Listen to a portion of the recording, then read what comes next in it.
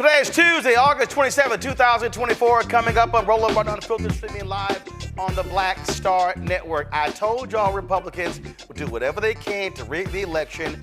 Now you have two Republican state officials in Nebraska telling the legislature the law they passed don't matter when it comes to voting rights for formerly incarcerated.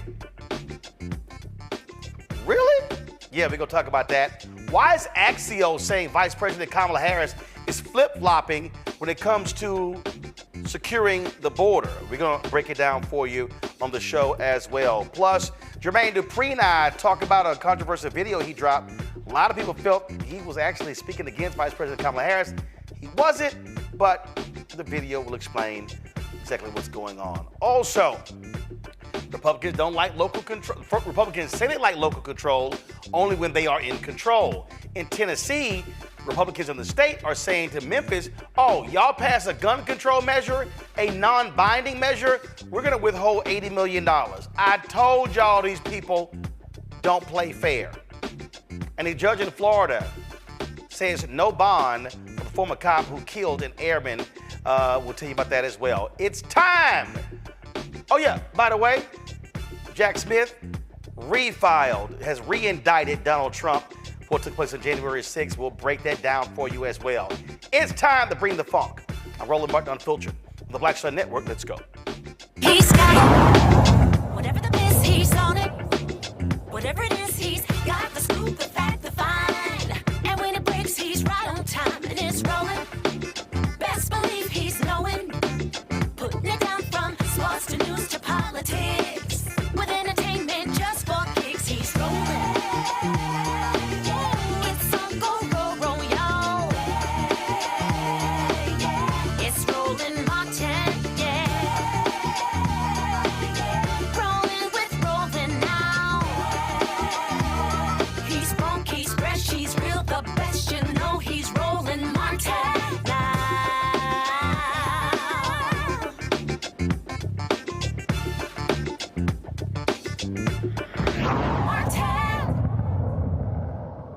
All right, folks, on July 19th, Nebraska's legislature, they had a bill that would take effect that would restore voting rights for about 7,000 people. Well, the Nebraska Attorney General and Secretary of State, they were like, yeah, those laws don't mean anything, and it really declared them unconstitutional. But I'm sorry. So how does the Attorney General, Secretary of State, tell the legislature that what they have done is unconstitutional? I want to talk about this right now with State Senator Terrell McKinney of Nebraska. He joins us. I'm confused here. So walk us through here.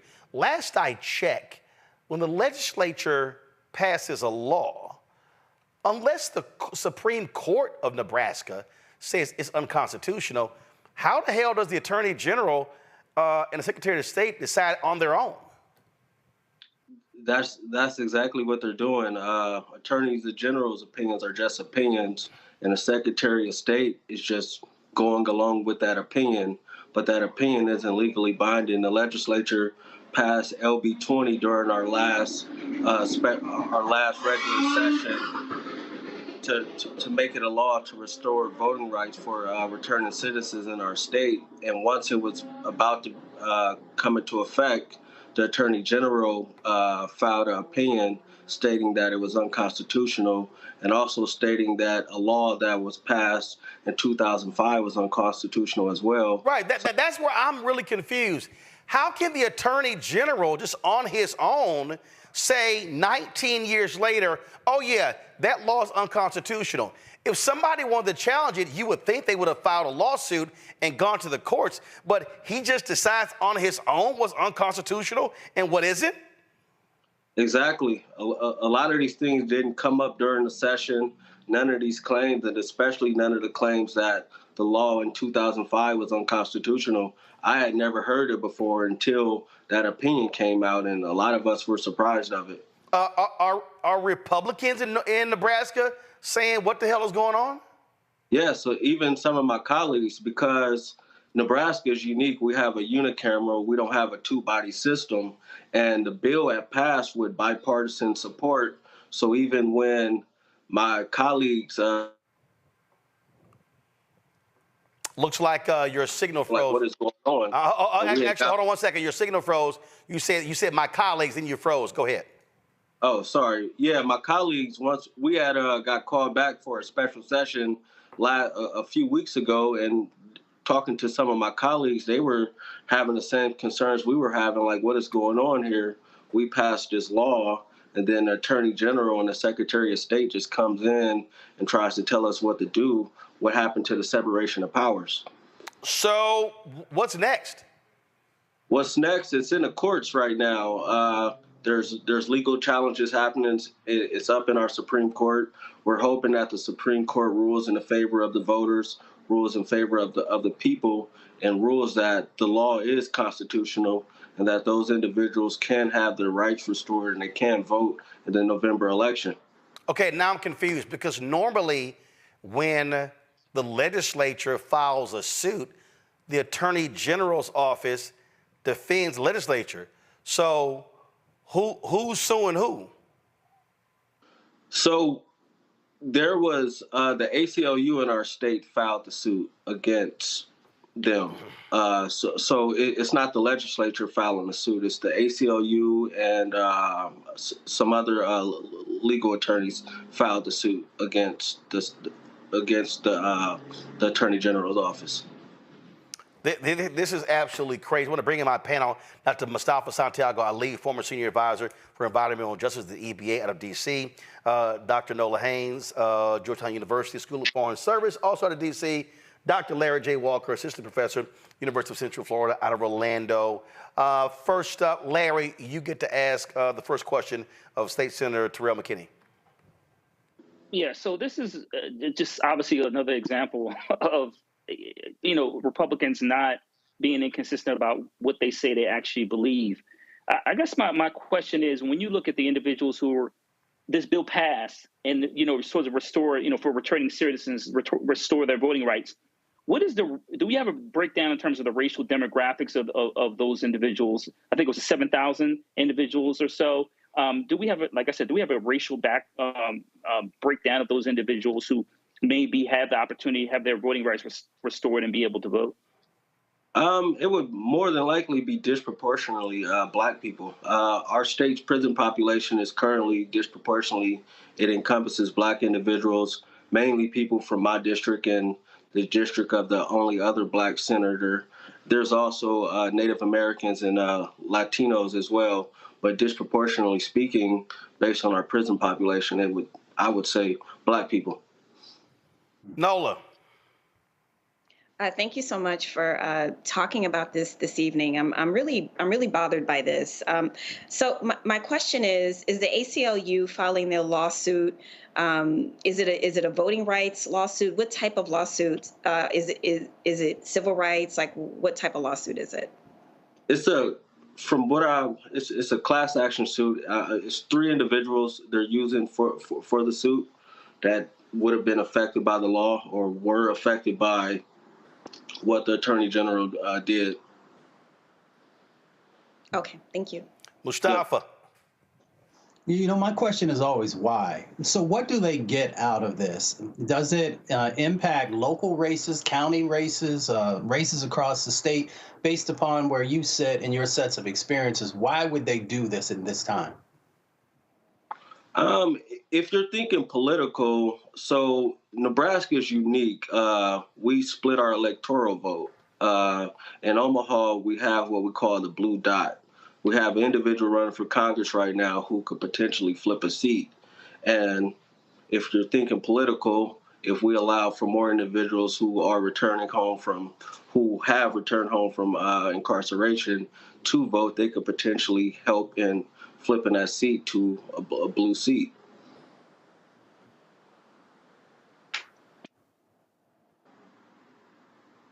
Again, if you Black, you likely gonna live there in Omaha. More than likely, or Lincoln. And so to your point, that's exactly what's going on here. This is the. Give me 1 second. I want to show this here. I showed it yesterday. This is the Electoral College map. There are 2 states there because there you base it upon who wins a congressional district, right? Yes. So that's why, folks, if y'all look at this map right here, you'll see right there, you'll see why Nebraska right there, you see that blue dot. And if we go over here, Maine is the same way. Maine does the exact same thing where they split up the electoral college votes based upon who wins a congressional district. And so what these Republicans are clearly trying to do, they want to impact that as a way to try to win that one, because that one electoral college vote is critical when you look at the map and how it all plays out for Harris versus Trump. Yep. All right.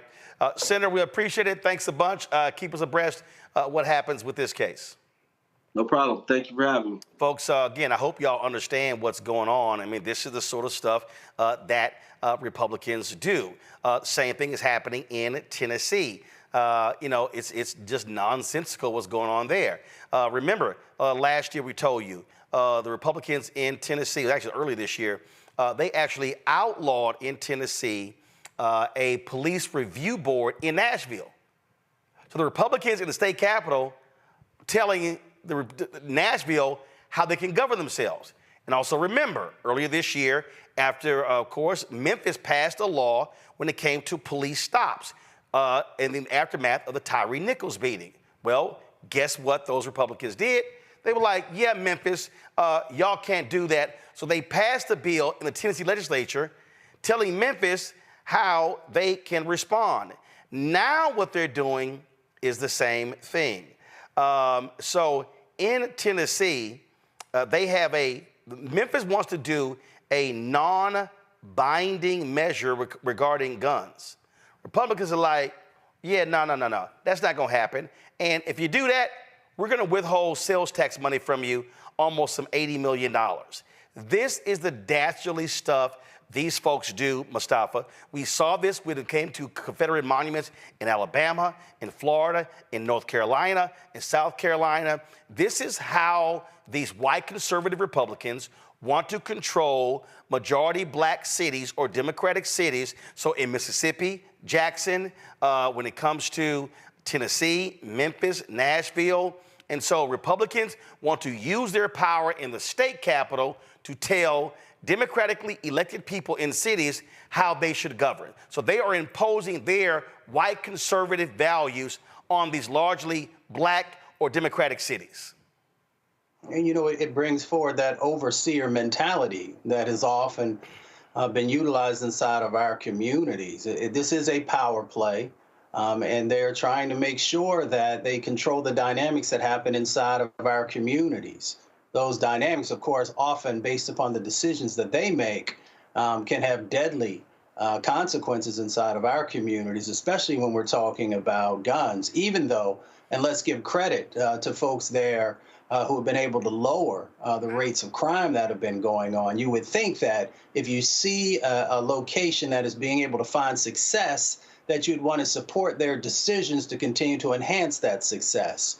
Of course, we understand that when we have guns inside of communities and we have all the other dynamics that go along with that, then it creates these stressors and these pressures that often lead to negative types of things. So they should honor the voices of communities and local legislators who know what's best for their communities. But they don't care about that, Nola. They care about power and they care about control. Exactly. That's all that this is. Even when you think about the way that the Second Amendment gets distorted, it is so far from the original intent that it virtually makes no sense. It's one of the things within the kind of American culture that runs counter to so many other values that we have within American culture. And for folks who believe that you should be able to have any type of gun, all types of guns, and if you say anything about that, then you were trying to snatch away my Second Amendment right. That is so extreme. It's such an extreme point. And then absolutely, this is a power play. Anytime any Black person in this country makes an inch of progress, here comes the other side reminding us, oh, but we still have, we can still control levers of power. It has absolutely nothing to do what's best for the community. They could care less about what's best for the community. It's about power and keeping their foot on folks' necks because they can. Oh, absolutely. Larry? So it's really interesting, this particular issue, Roland, and you highlighted some of the challenges just, these mostly Democratic, jurisdictions, particularly cities, are encountering throughout the country. And what I find interesting about this, it's like an extremist approach to government. What I also find really contradictory about it, Roland, is that if I remember correctly, the United States fought for its independence because of the monarchy, right? So, but what we're seeing is these extremist, governors, supermajorities, are essentially saying to predominantly Black communities, run and sometimes by Blacks or individuals who support issues that negatively impact the Black community, that it's not about democracy, as Mustafa and Ola highlighted. It's about power. And so, obviously, from a policy standpoint, we have to chip away at these supermajorities. But I think the other thing is you have to realize what kind of how hypocritical this is in terms of what the original intent is, in terms of, like I said, the United States fighting for its democracy. And now what we have here is, like I said, governing by extremism, which is essentially what it is.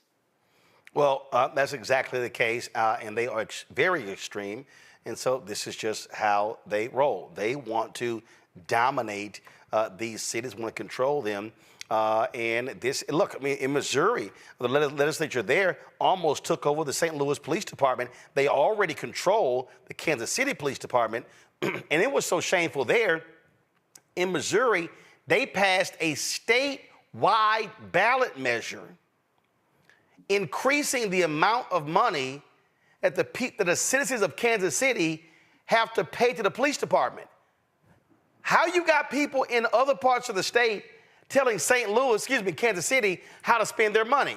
That's because Republicans want to keep the city under control. And again, they have been trying to get control over the police department in St. Louis. And so that's what happens when they do not want Black folks in power.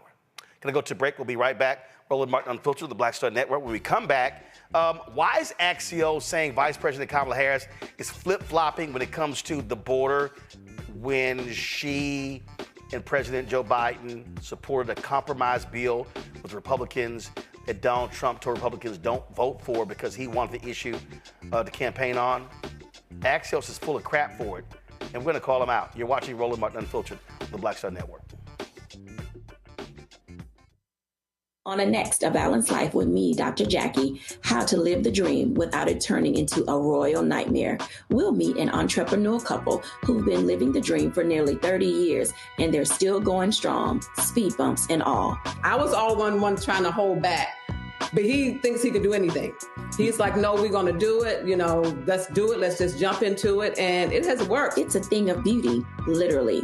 That's all next on A Balanced Life on Black Star Network. Next on Get Wealthy with me, Deborah Owens, America's Wealth Coach, women of color are starting 90% of the businesses in this country. That's the good news. The bad news, as a rule, we're not making nearly as much as everyone else. But joining us on the next Get Wealthy episode is Betty Hines. She's a business strategist, and she's showing women how to elevate other women. I don't like to say this openly, but we're getting better at it. Women struggle with collaborating with each other.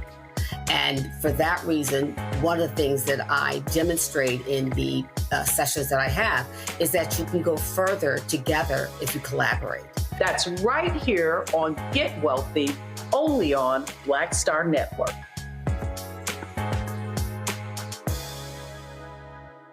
Me, Sherry Shepard, and you know what you're watching, Roland Martin Unfiltered.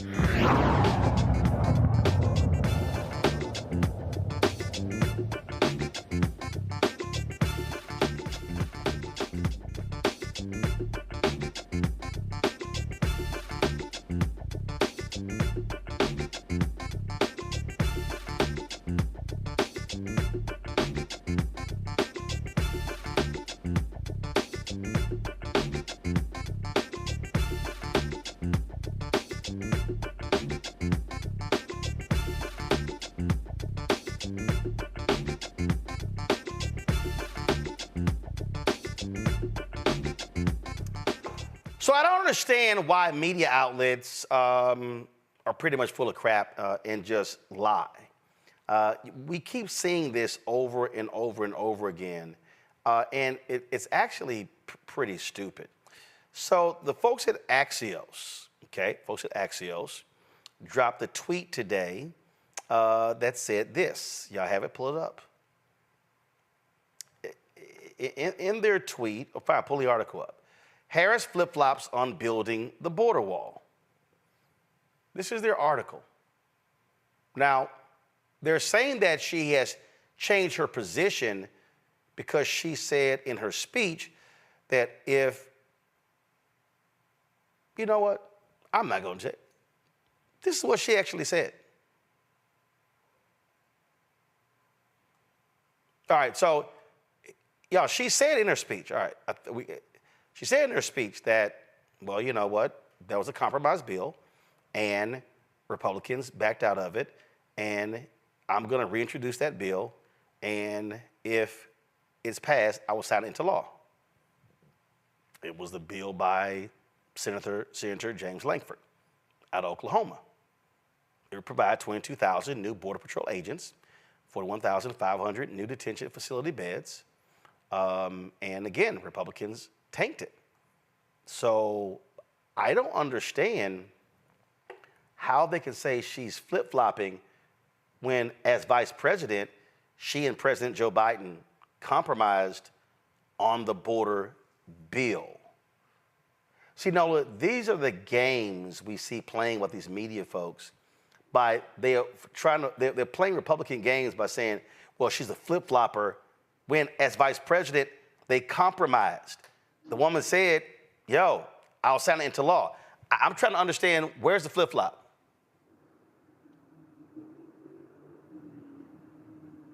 You on mute. My bad. So she's not flip-flopping. You know, VP wears chucks, she doesn't wear sandals. The way I see this two ways. I see this as the media trying to poke her to have sit-down interviews with folks, because that seems to be the latest talking point. That seems to be the latest thing that people are concerned with. I can't tell you how many people have texted me and said, well, you know, it does kind of look a little bad that she hasn't talked to anyone. And I'm like, are you saying that, or did you hear that from somewhere? You know, so that's one part of it. It feels like they're trying to force her hand to have to respond in the way that they want her to respond. And the second point is, this is a national security argument, in that part of what the Republicans are trying to do is say that she's weak on foreign policy and national security. And the border is all about national security. And so it's this combination of trying to force her hand to have a conversation with someone in the media to explain her position, which no one will hear anyway. Their minds are already made up. And then secondly, trying to say that she's weak on national security. So it's a twofer, and neither are true. So again, this is the games they're playing, folks, here. So they're trying to criticize this commercial that her campaign put out on the border wall. So let me just play this for you. Check it out. Kamala Harris has spent decades fighting violent crime. As a border state prosecutor, she took on drug cartels and jailed gang members for smuggling weapons and drugs across the border. As vice president, she backed the toughest border control bill in decades. And as president, she will hire thousands more border agents and crack down on fentanyl and human trafficking. Fixing the border is tough. So is Kamala Harris. I'm Kamala Harris, and I approve this message. I mean, she literally is speaking in support of a bill that she agreed with. And just in case anybody forgot, this is her in her speech. After decades in law enforcement, I know the importance of safety and security, especially at our border. Last year, Joe and I brought together Democrats and conservative Republicans to write the strongest border bill in decades. The Border Patrol endorsed it. But Donald Trump believes a border deal would hurt his campaign. So he ordered his allies in Congress to kill the deal. Well, I refuse to play politics with our security, and here is my pledge pledge to you, as president, I will bring back the bipartisan border security bill that he killed, and I will sign it into law. I know. So I'm confused, Larry. She was a part of a bill that was negotiated. It was a compromise bill between President Biden, Vice President Harris, and Republicans. They agreed to it. They advanced it. Trump said, kill it. But Axios is like, oh, she's now flip-flopping from her position in 2019. Hello, it's 5 years ago. Roland, this is a political shell game. And, some of these media outlets, whether it's television or print, really need to be ashamed of themselves. As you highlighted, we all know she was a senator and a state attorney general for a border state. And as you talked about Senator Langford, we already know he said consistently among Romney, among others, former President Trump killed this bill. And another important thing as it relates to this border bill we're discussing, it's not like a lot of Democrats, liberal Democrats, were on board with it. The U.S. Border Association was in support of this bill. And so it really, not only in terms of hiring individuals to secure the border, but overall, it's not what you would consider a bill that, a lot of liberals were jumping up and down about. It's a conservative bill, moderate at best. So it would certainly have been a win for securing the border, and certainly a win for a lot of Republicans. And so when you hear a diehard, red-blooded, conservative like Langford say that former President Trump killed the bill, that tells you everything you need to know. But once again, this is a political shell game. Once she does this interview, we see she's going to do an interview with Dana Bash. When she does that, they'll shift the coconuts around. It'll be something else and something else to say, well, she's not doing this. But the bottom line is they don't hold former President Trump accountable when it comes to issues like this in terms of pressing him why he killed the border bill. So here we are again, once again, a political shell game. And Mustafa, this is literally Senator Langford on Fox News. Watch this. I know you're not trying to zing your colleagues, but it's your colleagues in your party, sir, who torpedoed this, who didn't get the facts right on what you just outlined was in that measure. They killed it. Ironically, not Democrats. Right. It was, and it was painful to be able to watch it. It got stirred up in all the presidential politics, and several of my colleagues started looking for ways. After President Trump said, don't fix anything during the presidential election. It's the single biggest issue during the election. Don't resolve this. We'll resolve it next year. Quite a few of my colleagues backed up, looked for a reason to be able to shoot against it, and then walked away. I get that. That's a decision everybody makes in it. My issue is if we're pursuing everything, we very often end up with nothing. If we're pursuing someone coming later to fix it, later seems to never come. When we have a moment to fix things, we should fix as many things as we can then come back later and fix the rest. That's on Donald Trump, Senator. Again, he's got an office that he's running for. He's got a campaign that he's running. I'm already in office. I've got a responsibility to be able to carry on this. So that's what you're dealing with right there, Mustafa.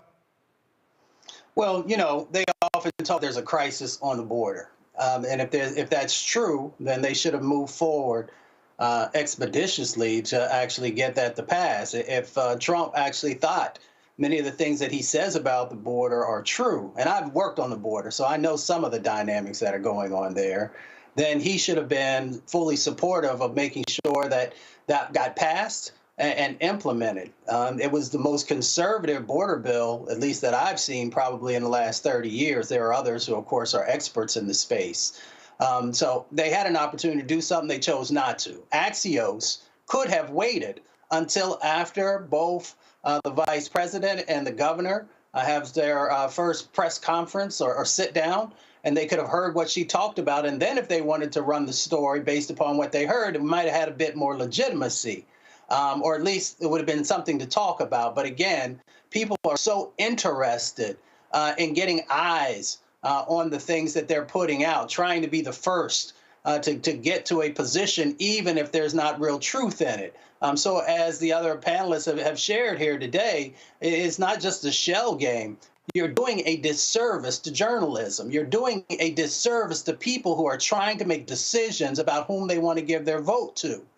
So if you call yourself a credible media organization, then you have to do better. Well, you were making a point about media, and here's the same Senator Langford actually talking about how he was threatened by a conservative commentator. I put $100 on it with Sean Hannity. Listen to this.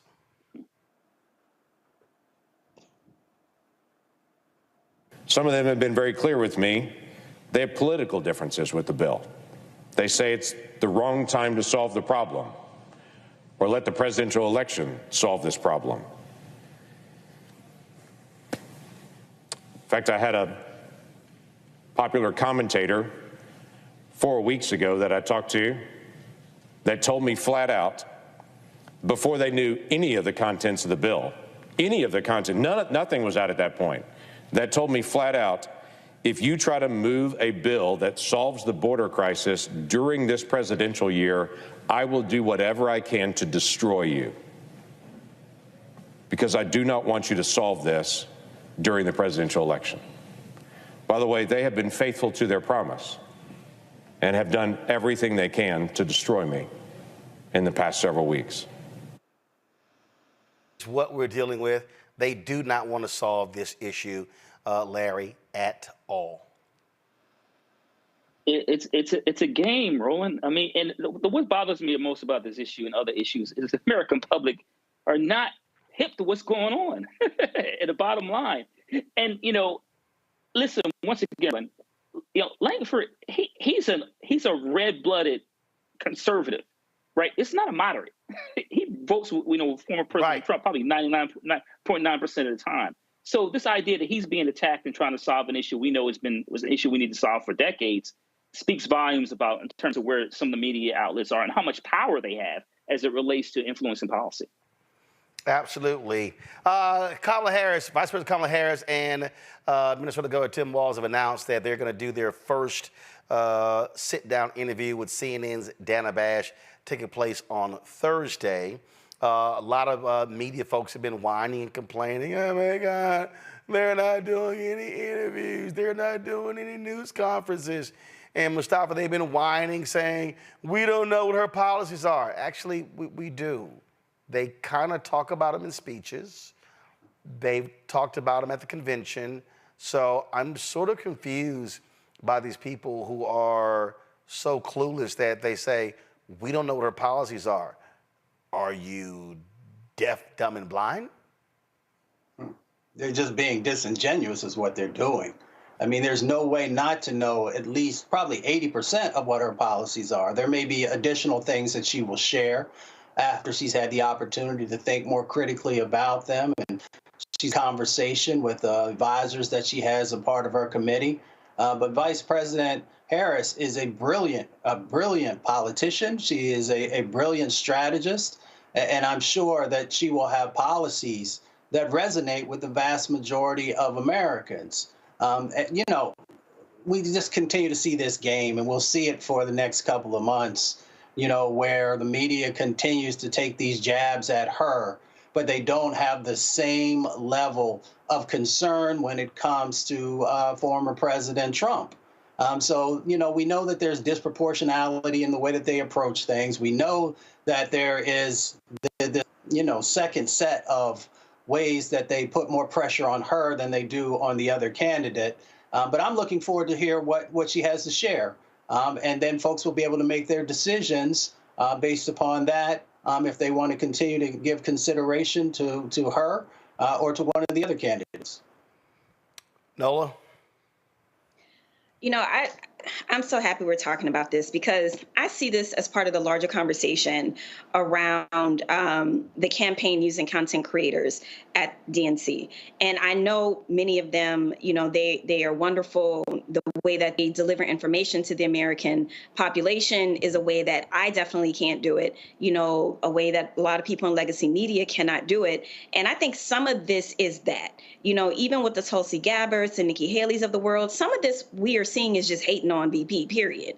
You know, they're hating on her non-traditional way of actually communicating with everyday regular Americans, right? It's not those of us who are glued to MSNBC all day. That is not necessarily the audience that policies are being communicated to. You know, the way that some of the content creators, the way that they talk about VP's policies are in a very relatable way. Her economic policies, her domestic policies, you know, what she's trying to do in the housing industry to, you know, to equalize it. These are, in fact, policies, right? Do we know, you know, like Mustafa said, do we know the entirety of her policy portfolios regarding foreign policy and everything else? We don't know everything yet. We are still 70 days out, right?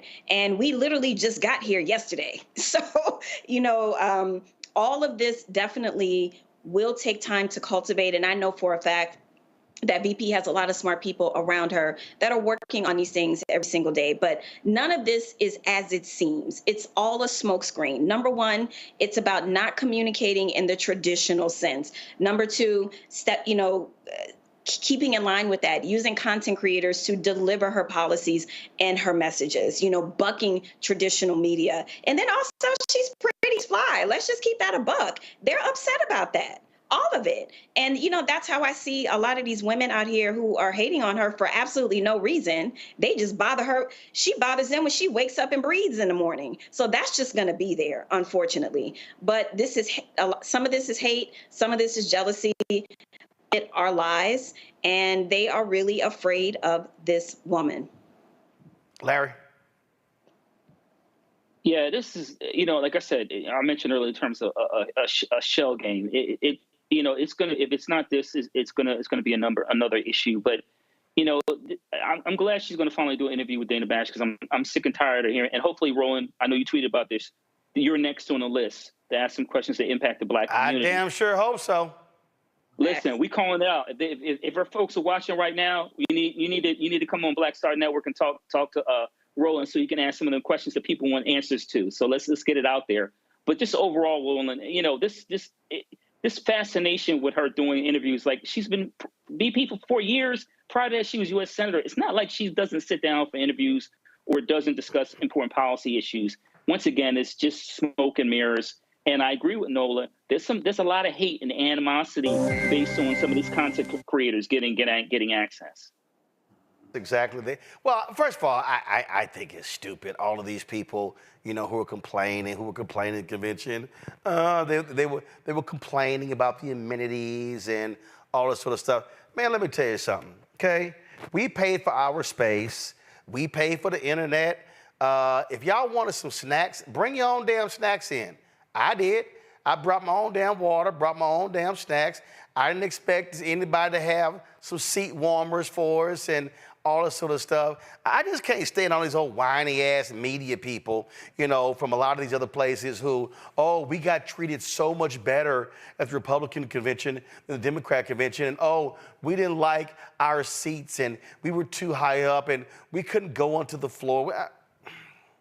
Oh my gosh, shut the hell up. I mean, just the constant whining is utterly ridiculous.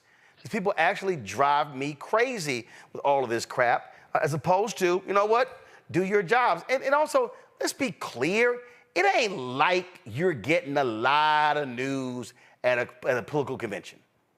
Okay? You're not. It's not happening. So I just got tired of all this sort of stuff, you know, and we're living in a totally different world, Mustafa. The fact of the matter is there are individuals who are on TikTok, who are on Instagram, who have more influence than the rest of these people. Listen, that was a story the other day. I got a kick out of this. A Mediaite did this story, and they were talking about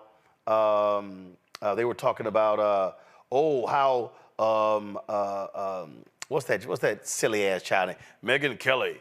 Megyn Kelly did 116 million views on YouTube, and she did more views than NBC and CBS. And then the guys at Midas Touch were like, all right, that's nice, but we did 350 million views last month. And so I hit Mediaite, I said, hell, y'all should say your story should be Midas Touch does 3 times as many views than Megyn Kelly. If a Midas Touch can do 350 million views in a month, then guess what? That's what you do. All of these other media outlets, they're mad, upset because the game has changed. And look, listen, YouTube sent us. So last week when we were in Chicago, I met with our YouTube representative at the Google office. This is what he told me. He said, Mustafa, he said, out of all of the progressive groups, he said, you guys do more views. He said more views than the other progressive groups. He said your average watch time per viewer is higher than all of the progressive groups in your category, including Young Turks, including all the rest of these shows. Some of them, they get more views, but average watch time per viewer, we're higher than all the rest of them. That's the difference world we're living in, and so that CNN, MSNBC, and others can't say. Yeah, and I really appreciate how Nola laid this out, because I think she actually was taking us in the right direction. You know, with evolution, either you can adapt or you become extinct. And we find a lot of the reporters and these commentators, they utilize a technique and a way that's from like the 90s. So folks want flavor. And if you can give them flavor and you can give them information that helps them to see themselves represented and helps them to have an understanding of why their vote matters and how it can help to make change, or if they should be calling somebody out, then that's what people are looking for. And they're looking for it in new platforms as well. They want stuff at their fingertips. They want to be able to get information, think about it, and then go deeper in other places. But unfortunately, you know, sort of the traditional mainstream media has not yet caught up with, you know, what folks are asking for. And then they get frustrated. And when they get frustrated, then you see some of the things that we've been talking about today, where they kind of, you know, just do things that you're just like, wow, really? Where were you trained?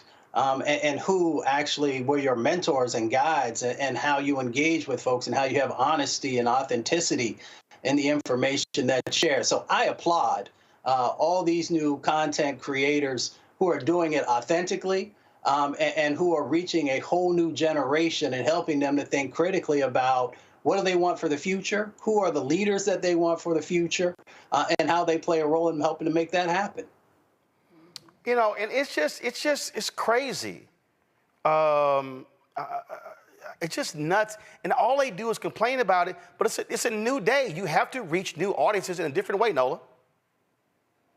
Absolutely. I mean, evolve or die. It's that simple, right? And it's not, you know, this is the same sort of argument with digital media. Remember when real journalists were up in arms at journalists who would, you know, pump out stories very quickly for online, for people that wanted to get their news quickly online. They evolved there. So for me, it seems like someone should be saying, wait a minute, there's an opportunity here. Like a lot of these kind of streaming platforms did not do well for some of these legacy media networks. Maybe if they had a Kenny, if they had a Condi, maybe people would have tuned in on some of those platforms because they're being talked to the way that people talk to each other at home.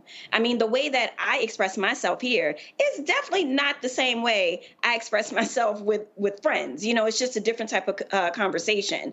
But people want that realness. People are tired of the kind of stale, robotic way of communicating information. This is the last thing I'll say, and I'm still upset about this.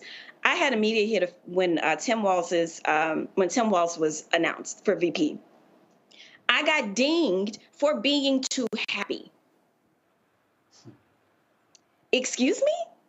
When all I do is talk about death and war and conflict, and the one day I show up having a little bit more energy, have a smile on my face, it's a big to-do in the and all the conversations with producers and stuff like that. That bothered me to my core.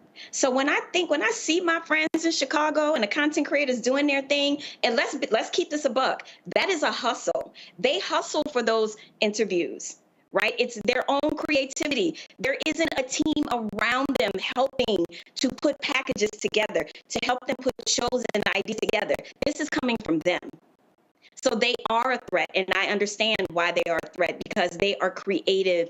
People are watching them, and they're tuned into them. And VP understood that. And that is one of the reasons why legacy media is coming for her. Yeah, and they hate the fact. Look, if she does an interview with me, Larry, they'll be like, oh my God, how dare you? They want to be the gatekeepers. So they don't want her talking to black radio. They don't want them talking to bloggers. They don't want them talk. And here's what's so funny. Ezra Klein used to be a blogger. Oh, so now all of a sudden he works for the New York Times. Oh, now he's great and wonderful. And so these are the games they play. They want to control everything. They want to be the ones. And guess what? Their influence is not what it used to be. It's just not. CNN's ratings are at lows they haven't seen since the early 1990s. Sorry, that ain't my fault.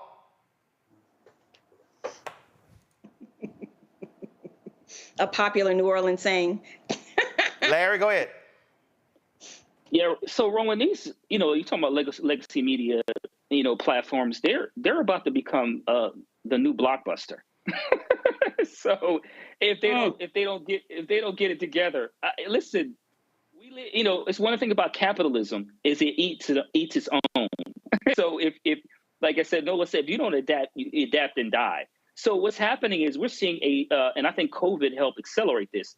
We've seen a transformation in how we communicate.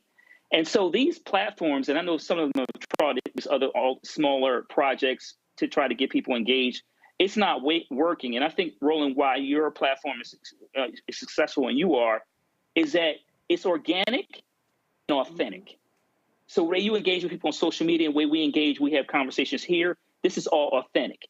And so a lot of what you see on legacy media is this very stern, as Nola said, it has to be a certain way and segmented a certain way. And people just don't live their lives like that anymore. Kids want to be entertained. And they want authenticity, and you're not getting that anymore. And because strictly a lot of these platforms owned by these large corporations. But what you hear in a Black Star Network on this show, you get authenticity, and you get people who keep it 100 while giving you honesty and truth. Well, they also don't want to be bored to death. And again, to show y'all how things are different, go to my iPad. YouTube sent me this. Remember they told us that out of all those other progressive sites, we have the highest average view duration out of all of them. This is what the view duration was during the convention. We normally average 9 minutes and 45 seconds. During the convention, it was almost 21 minutes. That's the difference between folk who understand how to engage with their audience and these other people. All right, y'all, got to go to a break. We'll be back. Roland Martin Unfiltered, the Black Star Network. Don't forget, support the work that we do, folks. Your contributions are critically important to our work. And so please send your check and money order, P.O. Box 57196, Washington, D.C., 20037-0196. Cash App is $RM Unfiltered. PayPal, R Martin Unfiltered. Venmo is RM Unfiltered. Zelle, Roland at RolandSMartin.com, Roland at RolandMartinUnfiltered.com. Be sure to download the Black Star Network app, Apple phone, Android phone, Apple TV, Android TV, Roku, Amazon Fire TV, Xbox One, Samsung Smart TV. We'll be right back. Next on The Black Table with me, Greg Carr.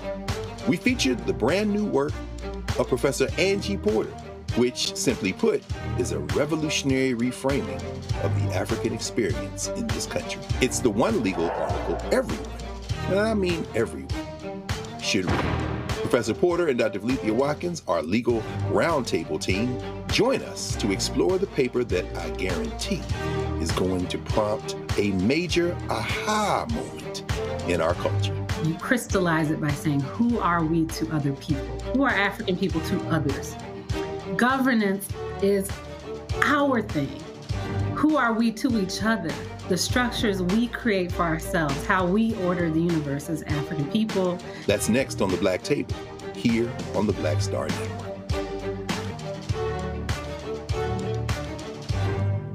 Coming soon to the Black Star Network. I still have my NFL contract in my house, having a case. It's 4 of them, my 4-year contract. I got a $600,000 signing bonus. My base salary for that first year was $150,000. Matter of fact, $150,000. $150,000. That's what I made, $150,000. Now think about it. My signing bonus was a forgivable loan, supposedly. When I got traded to the Colts, they made me pay back my signing bonus to them. I had to give them their $600,000 back. Wow. Yeah, I was so pissed.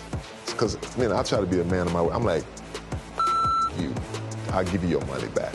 Even though I know I earned that money, right. I gave them their money back. I gave them $600,000 back. But yet, I was this malcontent. I was a bad guy. I'm about the money. It wasn't about the money. It was about doing right. Because I looked at, because you look at contract. Look at John Elway. God, John Elway was making $1 million, $800,000. I was making $150,000. I was doing everything. And I'm like, but yet I got so many letters, so I just play for free and all that kind of stuff. You don't forget that kind of stuff. Right. That stuff is hurtful.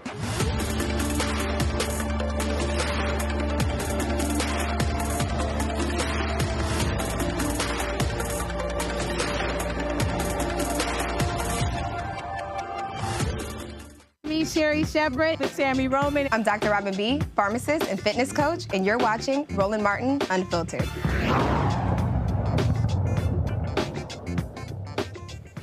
I've told y'all on numerous occasions how Fox News is absolute trash. And one of the most despicable individuals there is Jesse Waters. This is what this sexist asshole actually said yesterday. Listen to this crap. It's been 3 years since Kamala boasted about being the, quote, last person in the room when Joe Biden decided to go ahead with the Afghanistan withdrawal. Jesse, people consider you to be the last person in the room because that's because everybody keeps trying to ditch you. Yeah, they just left. Right.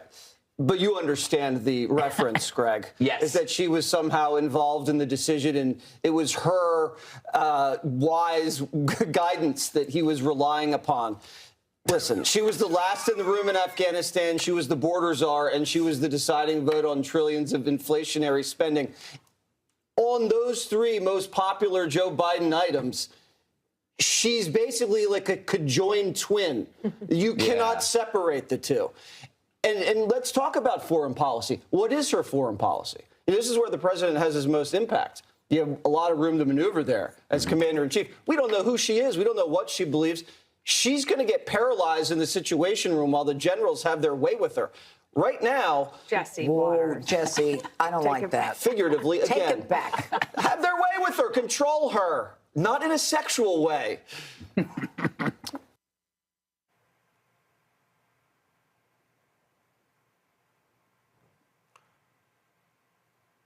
So Jeanine Pirro, Jesse, take it back. Dana says, Harold Ford says nothing. And then at the end there, this little, oh, I didn't mean it in a sexual way, this little smile. Oh, yes, you did.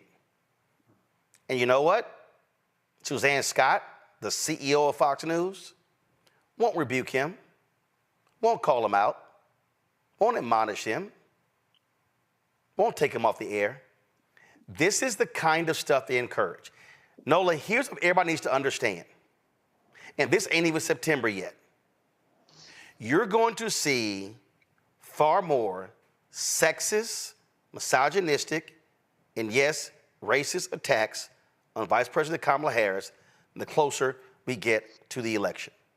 It's going to happen on Fox News. It's going to be on social. It's going to be on other conservative platforms. It is going to happen. Yes, it will happen. And I needed to take a deep breath because I am so bothered by that clip. I am bothered by that clip as a Black woman in foreign policy who knows generals, who sits at tables with them, and to portray them as if somehow they wouldn't listen to the commander in chief. You know, to have some sort of sexual innuendo and then giggle about it is also insinuating that somehow the generals will do what to her if she's the last person in the room. Okay, so it's problematic from the positionality of them making a joke about it, talking about her being the last person in the room, and then also making generals seem like they are sexist and they will do some sort of harm or sexual violence to VP. That's what my ears hear as a woman. Okay, so that's the first part. The second part is regarding Afghanistan. I've been talking a lot about this because, you know, the Afghanistan case means a great deal to me. I worked on that mission for 2 years after the withdrawal. And what I've been trying to remind people of is how we got to where we are in the first place. While they were sitting there making gross, violent, sexual jokes, because that's how I interpreted it, they didn't say anything about the Doha Agreement. They didn't mention anything about what we gave up in that deal in turn for no terrorism. And let me sit here and tell the American people right now, there are 24 terrorist organizations operating in Afghanistan sitting here today as we speak, not because of President Biden and VP Harris. It's because of the Trump administration. And I'm not saying that to be divisive. I am saying that as a policy person. I am saying that as a person who was once a global terrorism expert.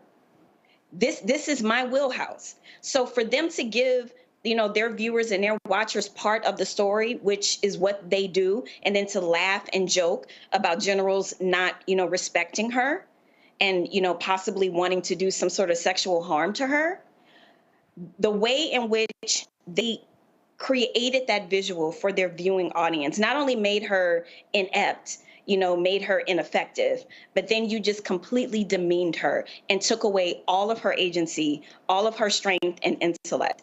And while I know that's going to continue, Roland, until the, you know, to the election and beyond, that right there was a different level of growth. And I really hope somebody at the Pentagon contact Fox News and let them know that was not okay, because it wasn't. And see, what this does is, what this does, Larry, it contributes to this notion that a woman cannot sit at the table, which is pretty stupid because you've got a woman vice president. We've had multiple women secretaries of state who have been in the Situation Room, who have been at the table. You've got women governors who have overseen the National Guard. But this is the kind of sexist, ridiculous stuff that happens in this country, and this goes to also show you why this nation has yet to elect a female president. It's just a very important point, and we should highlight that, you know, various nations throughout the country, Liberia, Germany, UK, currently Barbados, among others, have had women as leaders of the government. So the United States, as you noted, is behind the majority of other countries in the world. And that's because of sexism. Let's just call it for what it is. Also, as you played that clip, Roland, let's refresh the memories of those who are watching. That's a cultural issue with Fox, because they have a cultural problem with sexual harassment. Yep. O'Reilly was fired. They've had several lawsuits. They had to file. Oh my God! Bill O'Reilly, Eric Bolling, God, used to be at CNN. It was just on the tip of my Ed Henry. I mean, we can go off-air people as well. A whole lot of folks. They had to pay out a lot of money for sexual harassment at Fox News. Yeah. So this is a cultural problem that they need to address. And as Nolan noted, you know, this is going to accelerate the closer we get to the election. And unfortunately, Black women always don't have faced the brunt of this, whether it's in this, you know, on TV or corporate America or in higher education.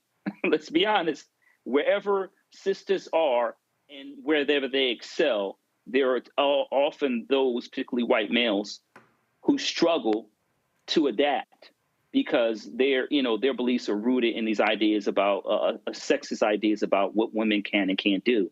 So we need to continue on this platform to call it out for what it is, and instead it's sexism, and we won't have anyone talking about the VP like that. Yeah, and it plays. Really talking about Putins of the world, Roland. That's who he's really talking about. He's talking about those so-called strong men of the world. That's what he really wanted to say, but was too cowardly to say.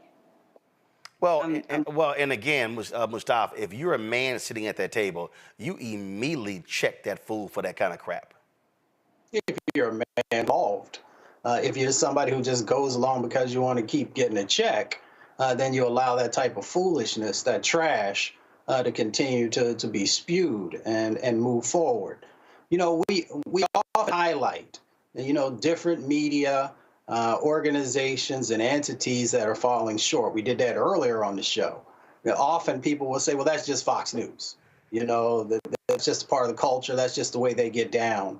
The question becomes, when do we reclaim our power? Even though probably the vast majority of folks are not regular Fox viewers, you are, in many instances, probably contributing and purchasing from the advertisers who support this type of stuff. Oh, first of all, if you have cable,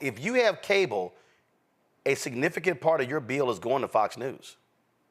Yeah. So we've got to find ways of actually addressing these things, because if we were just going to ask for their humanity and their character to move into the 21st century, it's probably not going to happen.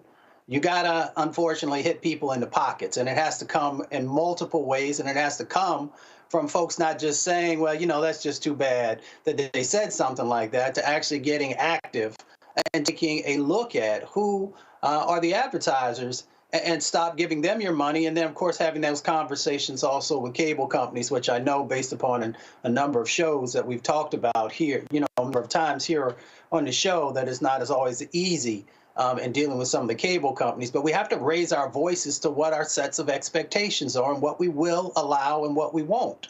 And until we do that, you're going to continue to have these types of folks saying these types of things and demeaning folks who come from our communities and others. Well, absolutely, and it should be called out. It should be blasted. And again, executives at Fox News should have the guts to actually say something and do something about it. Unfortunately, they have yet to do so, because guess what? They consider him to be one of their stars, and so they allow this kind of crap to go on. And of course, the other male and female hosts at Fox News and don't say anything. And so you'll never, Harris Faulkner is not going to say anything. Will Cain is not going to say anything, because they are silent. They will sit here and allow that nonsense to go on. All right, y'all. When we come back, I'm going to play for you video. Jermaine Dupri, let's just say, got a lot of people hot with a video that he dropped on social media, on Twitter last week. And I saw it. I tweeted something about it. He called me. And then we actually had a live on Saturday talking about it. So I want to play that for you and talk about it with our panel as we continue our conversation, presidential politics. You're watching Roland Martin Unfiltered on the Black Star Network.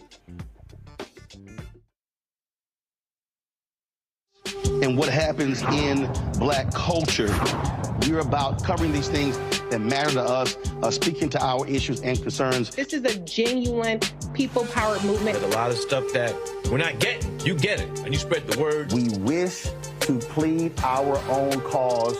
Too long have others spoken for us. We cannot tell our own story if we can't pay for it. This is about covering us. Invest in black-owned media. Your dollars matter. We don't have to keep asking them to cover our stuff. So please support us in what we do, folks. We want to hit 2,000 people, $50 this month, raise $100,000. We're behind 100,000, so we want to hit that. Y'all money makes this possible. Checks and money orders go to P.O. Box 57196, Washington, D.C. 20037-0196. The Cash App is $RM Unfiltered. PayPal is R Martin Unfiltered.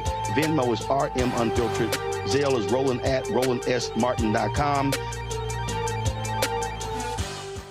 Hey, it's John Murray, the executive producer of the new Sherry Shepherd Talk Show. You're watching Roland Martin Unfiltered.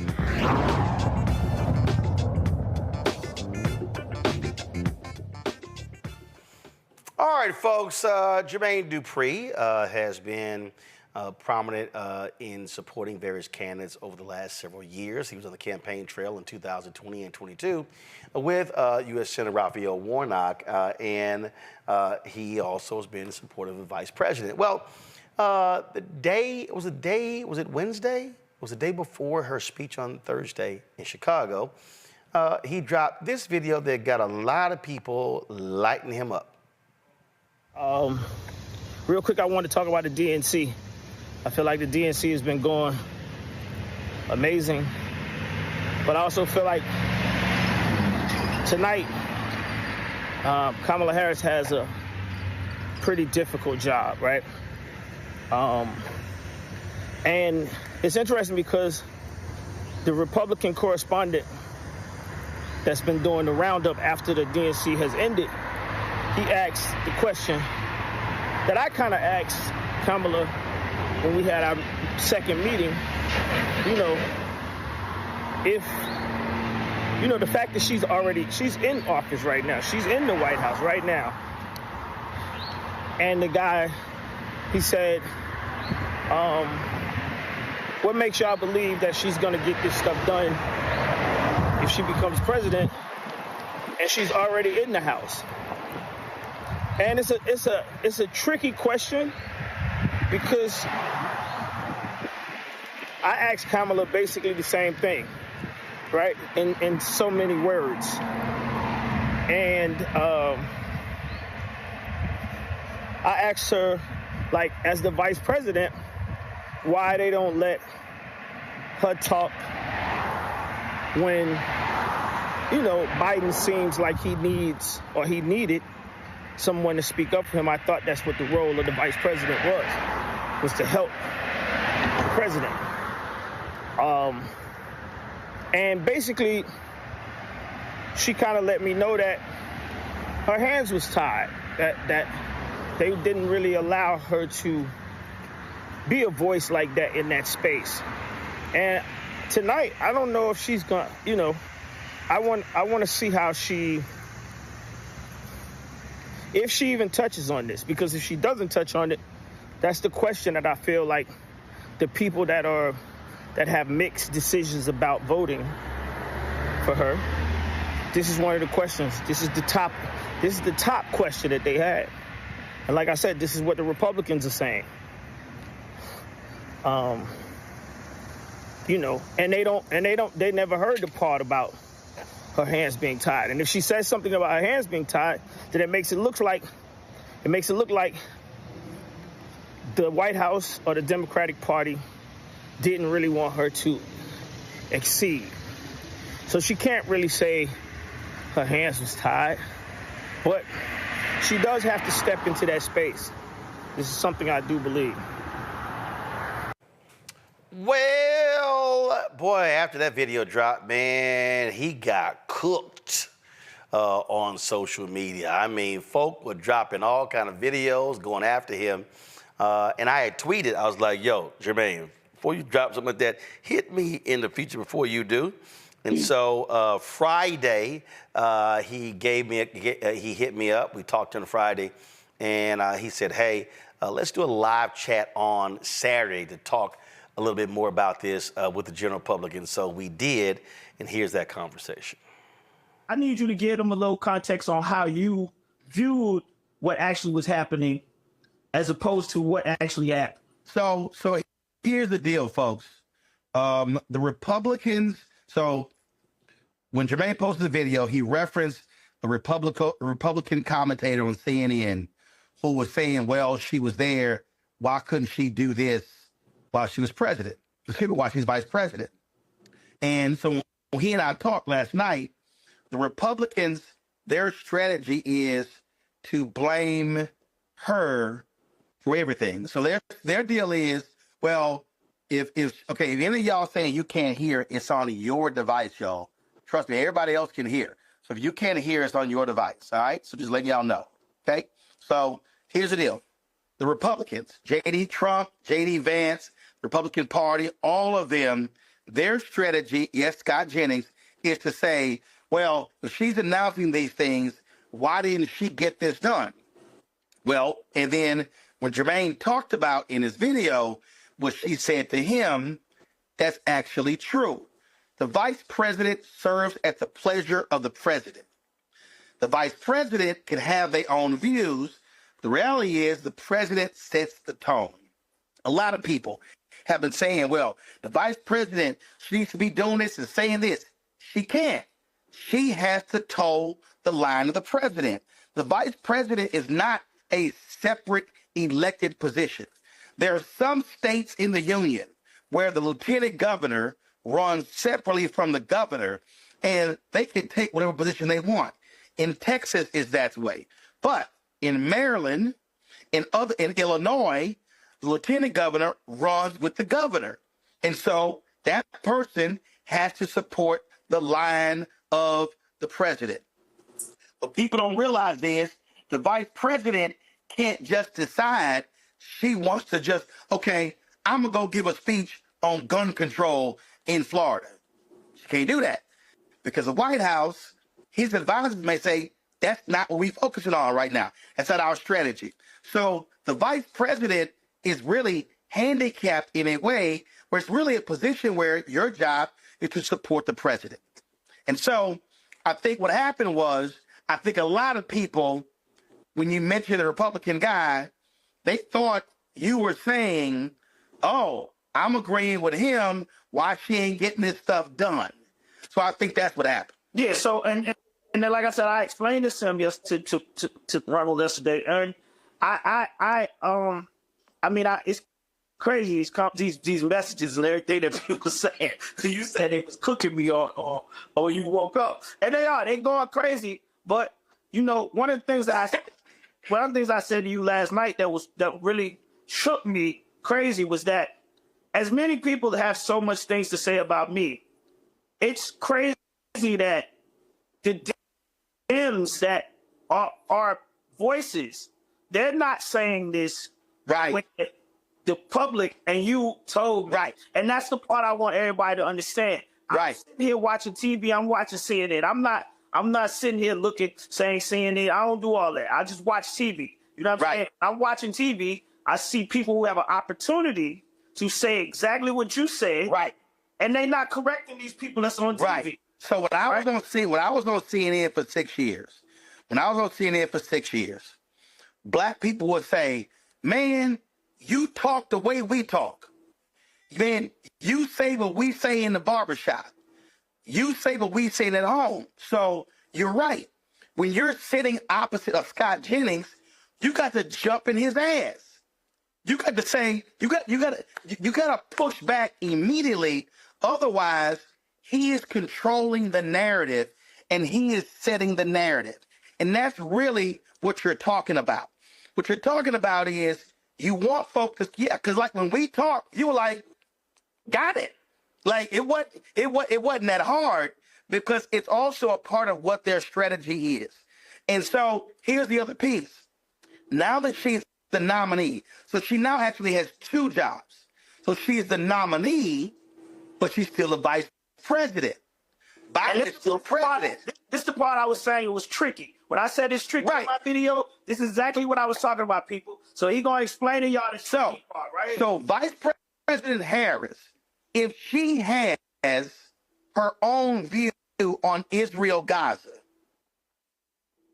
it has to be nuanced because she's still the vice president.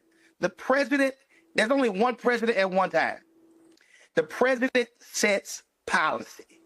The president sets the agenda. She can't state exactly how she feels or where she will go until she's sworn in. Until she put that right hand and she raises her left. And so she has to do a dance in terms of what she will do. So what she's saying is, if I'm president, I'll do this. If I'm president, I'll do. No, y'all, I'm not trying. Y'all, listen, I'm not trying to help Jermaine save face. I'm telling y'all, I saw the video, and then when we talked, I said, Jermaine, here's what I think happened that caused people, and he was like, yeah, you're right. I said, like a couple of things got just sort of And I said, so I understood it. This ain't no different than when I talked to Stephen A. and he said something, and I think a couple of points sort of got meshed together. So, y'all, we not. That's, by the way, anybody out there that think I don't have to say face. I asked a question. That's all I did. If you're scared to ask questions in America, you ain't gonna never be nowhere close to me in status. Just understand that. So the whole point of this is that so when we're talking about it being tricky, it is tricky because listen, I'm gonna go back. Biden and Obama running as Democrats, because of where the country was, they said publicly they were against gay marriage. Truthfully, they actually were for gay marriage. In fact, Obama had signed a pledge when he was a U.S. Senate agreeing with gay marriage. But he knew when he ran for state senator. But he knew when he ran for U.S. senator, he couldn't support gay marriage. So he said, I believe in marriage between a man and a woman. He never believed that. So what happens? He runs for president. He says marriage between a man and a woman. Well, Biden, when he went on Meet the Press, Biden actually came out for gay marriage. Obama didn't approve that. So what happened was that's a perfect example of where the VP got ahead of the president, and the president was forced to actually come out. But guess what? The polling in America had shifted, and a majority of Americans supported same-sex marriage, so it wasn't no big deal. But it's rare, it is very rare that a vice president will take a position as opposite of the president and not get in trouble. And that's what people don't have to understand. And so the nuance for her is a lot of the people who are supporting Palestinians and they want her to support an arms embargo. They want her to call for the ceasefire. Well, here's the deal. Biden is trying to negotiate the ceasefire. Biden ain't called for arms embargo. She can't say yes to arms embargo because that's opposite the president. He's still the president of the United States, and he has final say so. All right. Well, I mean, like I said, I hope this is quick. By the way, people, this ain't a long conversation. He and I spoke last night. We got a clear understanding. I just want to make sure everybody hears what's happening and understand. I am not a Republican. And look, I was there in Georgia covering Warnock when Jermaine was out there, Portia Williams was out there. We got the video. I covered the rallies. And so out there, and so again, when he said, the vice president told me, hey, it's this, that, and the other. That's what's going on. And so even when y'all heard her speech, she's saying, if I'm president, I'll do these things.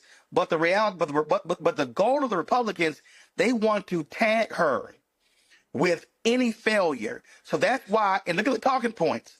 Scott Jennings, Charlie Kirk, J.D. Vance, Trump, Republican Party, they all say the same things. Well, if you won't do that, then why don't you do it?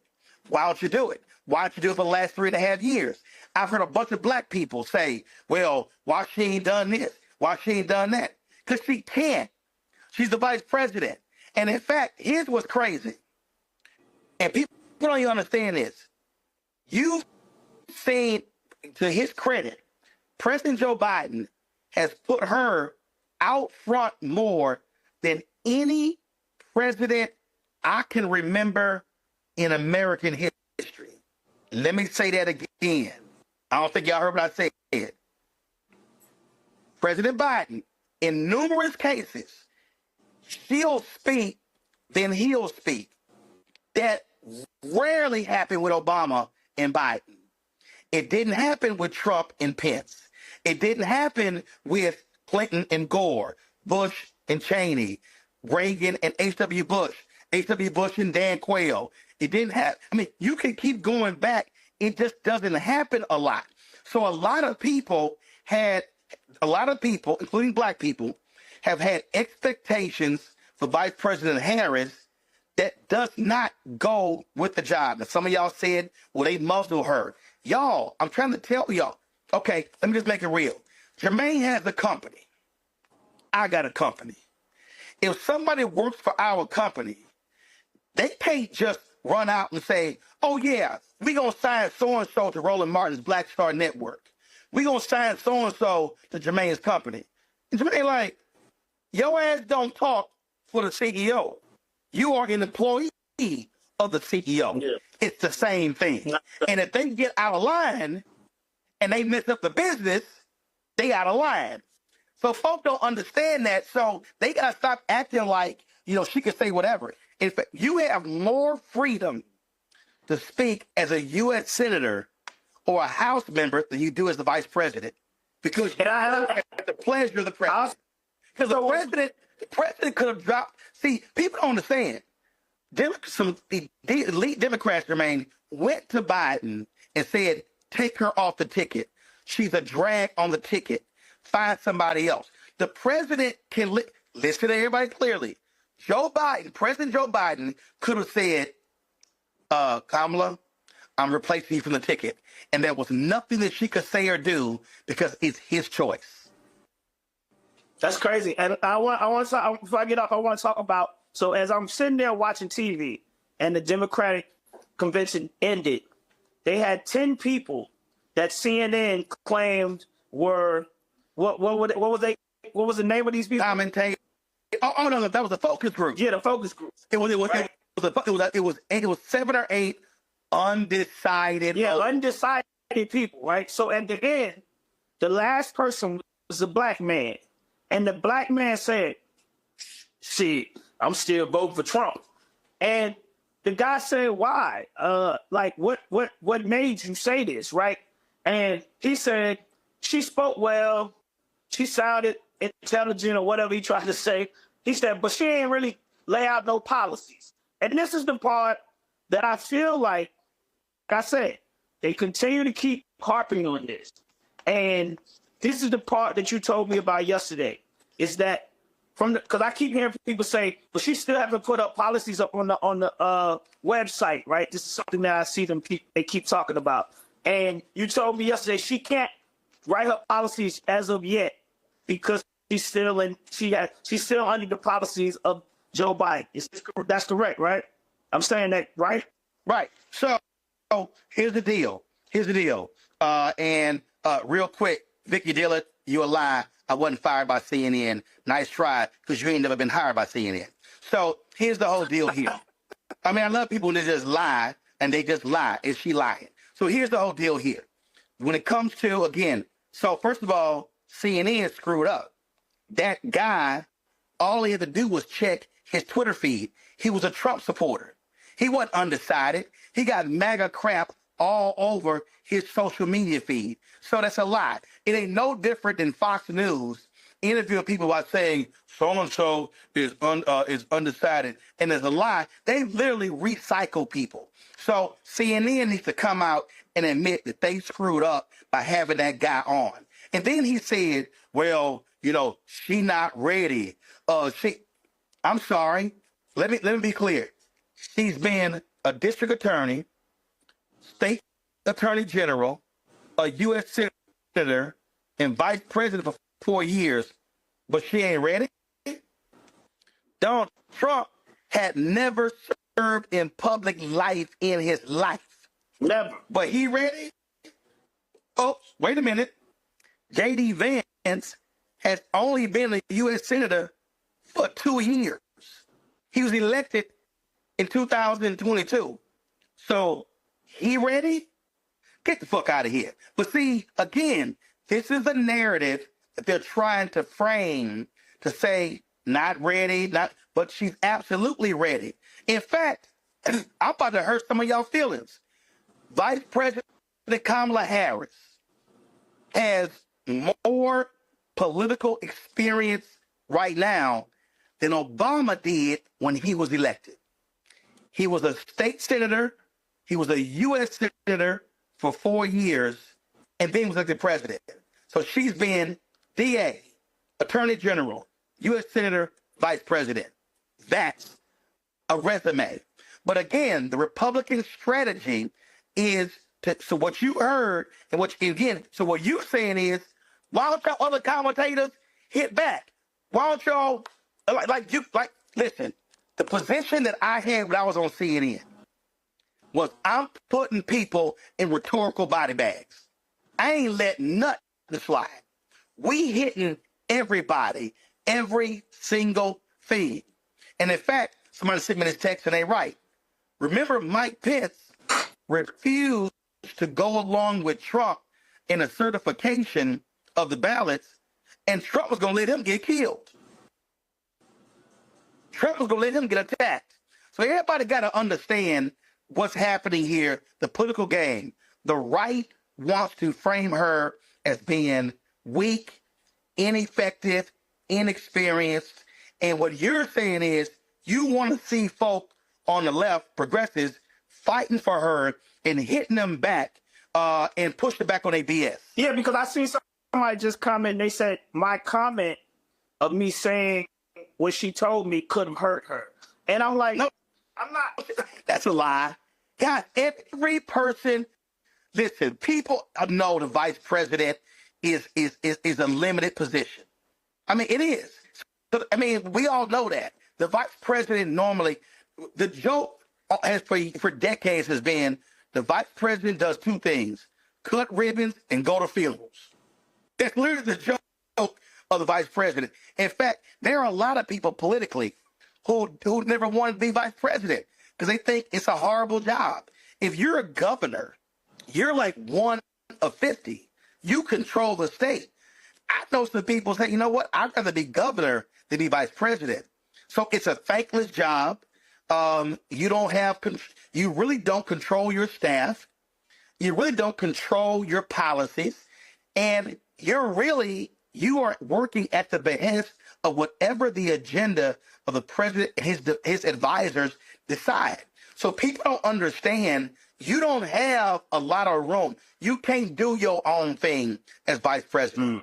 Everything that you as vice president is under the auspices of the president. They decide in terms of what you do, where you go.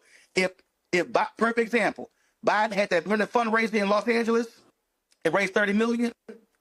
I know for a fact, White House said, hey, VP, we need you to go to this conference in New York. I was in Detroit with her. Bruh, I think it was that trip. She came home, landed, changed bags, and went back to the airport and flew to Europe for a conference. That decision was made that quick. When the Tennessee 3 got expelled, what happened there? It was a Thursday. White House was like, yo, we need to go to Tennessee. Next day, she in Tennessee. So you don't really control your movements or where you go. You do it in consultation, but really, the president's staff decides what the VP does. All right, well, look, I'm in Vegas. I'm going to go party. You know what I mean? It's the middle of the day. I just finished my speech in New Orleans to a group here, so give me some gumbo. I wanted you to come on so we could get this out of the way, and people, you know what I mean, they could stop, you know what I mean, trolling me and try to drag me. What you said they was whatever you said they was doing to me on my page. You know what I mean? But I'm saying anybody out there that don't understand this conversation, from this conversation that we just had, I feel sorry for you. You just a sad individual, because it's very apparent to me by CNN or whoever else that planted that black guy that they're trying to make the world believe that black men, such as myself, Roland, any other black man out there, are not with Kamala Harris. And I think that that's what a lot of y'all reacted to me doing. Y'all thought as a black man that that's what I was doing. That's not my stance. That's not my stance. That's not where I'm at. And I'm not part of that. And that's why I brought that guy up, because they showed him last deliberately. Right. They showed him last deliberately. And I also want people out there to understand, y'all understand, when I saw it, I tweeted, Jermaine texted me, we talked last night. There are other celebrities who will hit me up, say, Ro, give me a breakdown on this here. So people need to understand, there are celebrities like Jermaine, Michael Bivins, Johnny Gill, and others who I talk to, we communicate, we trade notes. Now, some other people out there, they just go off, like Waka Flocka hit me, was like, yo, we need to talk. I was like, yo, hit me. I ain't heard from him.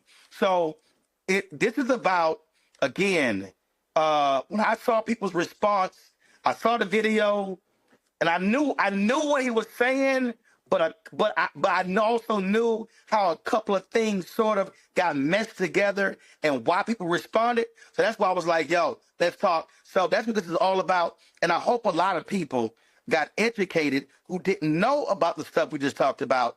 They got a better understanding of what the role is. That's right. All right, my brother, thank you. All right, Thank you for your time. All right. We'll do it again. Thank you for everybody that joined me. I hope y'all got what y'all needed to hear. I'm going to party. All right. Deuces.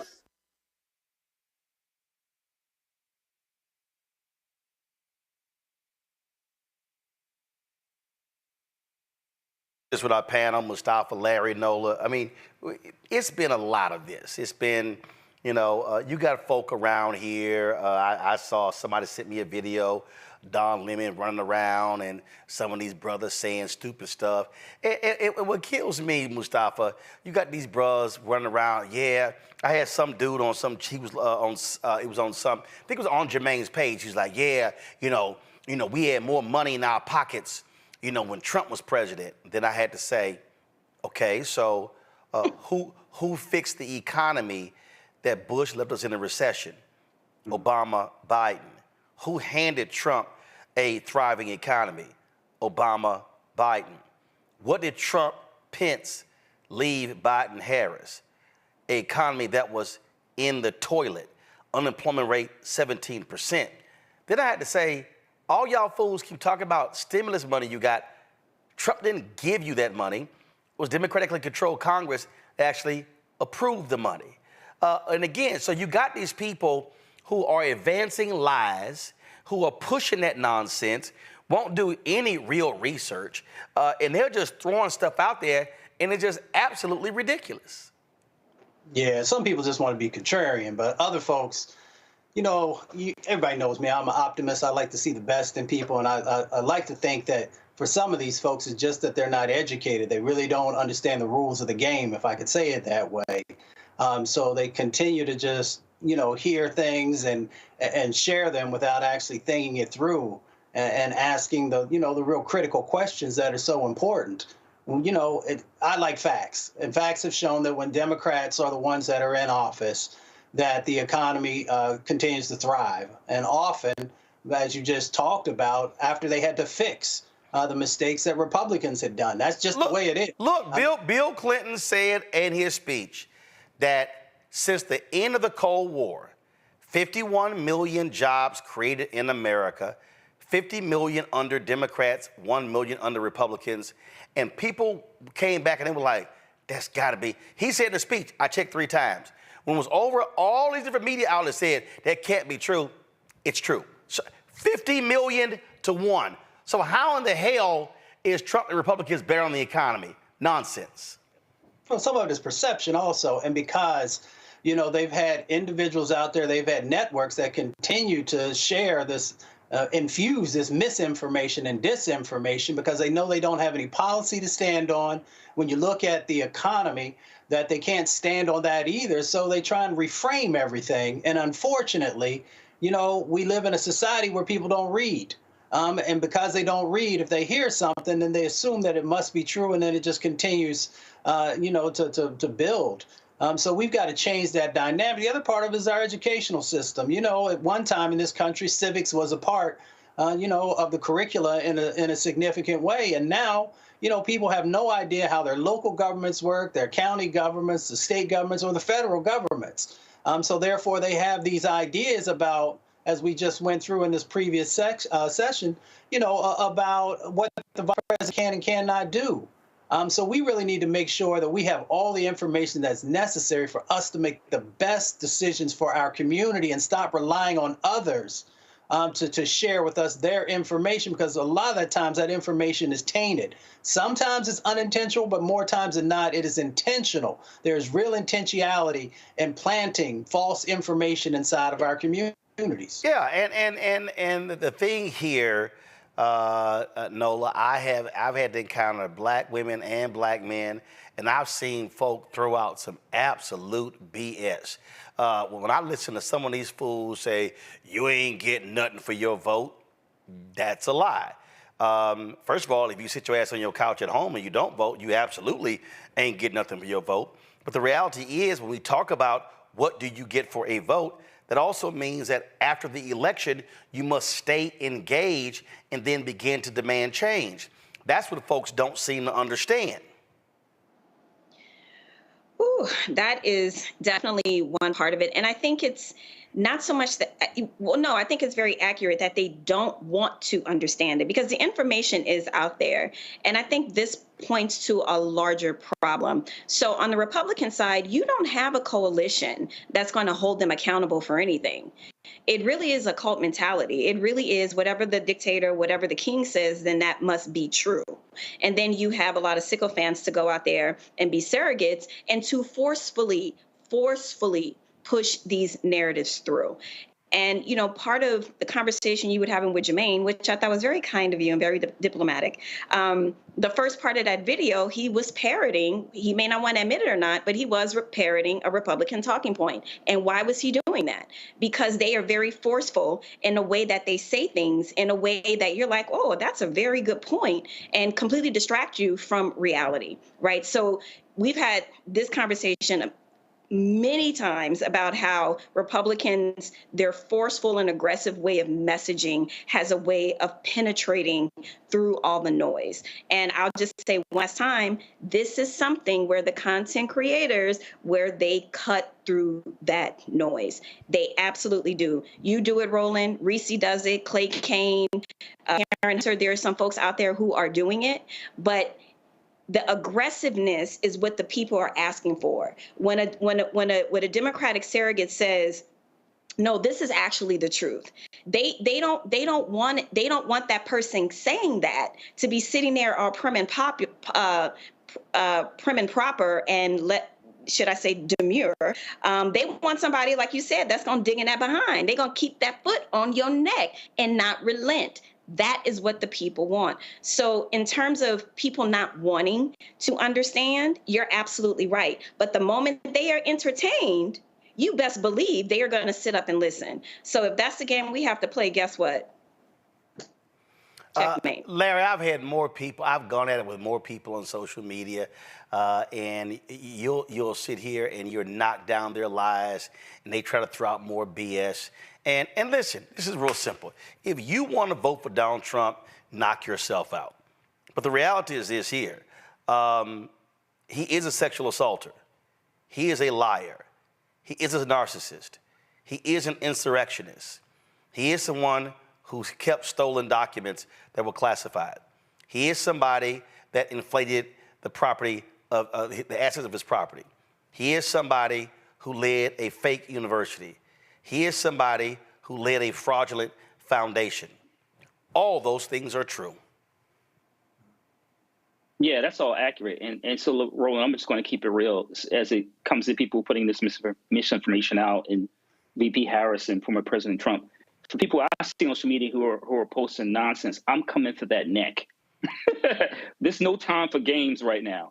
And, you know, so, Roland, the other thing is I want to kind of echo what Nola said about your conversation with Jermaine. And listen, I give you a lot of credit because you certainly educated him, but he deserved to get cooked.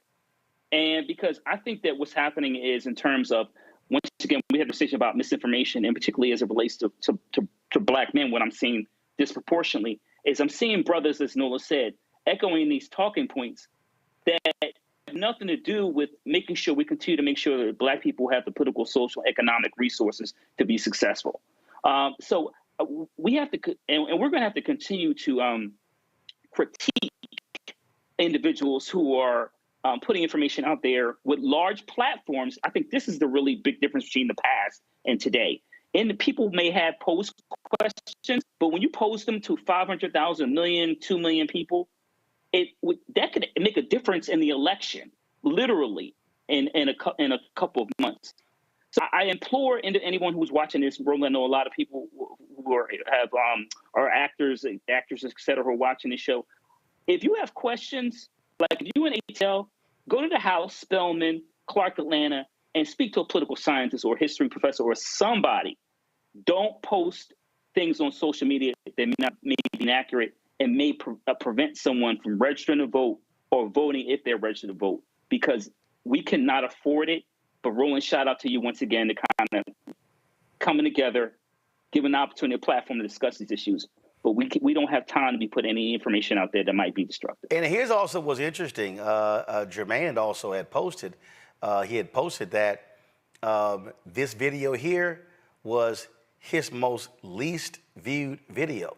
So it also goes to show you about how political content is being suppressed on the platforms, but it also goes to show you how folk will quickly look at mess, look at gossip, look at entertainment, before they look at factual information. And so, I mean, that's just what we're dealing with, and we just have to understand, what's going on here and recognize it. And so people need to understand why we have to give legitimate, truthful information. And again, if I'm debating somebody, and if you say, I don't care, I'm voting for Trump, that's fine. But I'm going to give all of the factual, relevant information about how much of a thug he is and how awful he was in the Oval Office. And so you're going to have to deal with it on your own, but I'm going to still give it to you. Going to a break. We'll be back. Roland Martin Unfiltered on the Black Star Network. Support the work that we do. Join the Brina Funk Fan Club. Send your check and money order. P.O. Box 57196, Washington, D.C. 20037-0196. Cash App is $RM Unfiltered. PayPal, R Martin Unfiltered. Venmo is RM Unfiltered. Zelle, Roland at RolandSMartin.com. Roland at RolandMartinUnfiltered.com. We'll be right back. Hatred on the streets, a horrific scene, a white nationalist rally that descended into deadly violence. White people are losing their damn minds. As an angry pro-Trump mob storms the U.S. Capitol, we're about to see the rise of what I call white minority resistance. We have seen white folks in this country who simply cannot tolerate black folks voting. I think what we're seeing is the inevitable result of violent denial. This is part of American history. Every time that people of color have made progress, whether real or symbolic, there has been what Carol Anderson at Emory University calls white rage as a backlash. This is the rise of the Proud Boys and the Boogaloo Boys. America, there's going to be more of this. Here's all the Proud Boys, guys. This country is getting increasingly racist in its behaviors and its attitudes because of the fear of white people. The fear that they're taking our jobs, they're taking our resources, they're taking our women. This is white fear.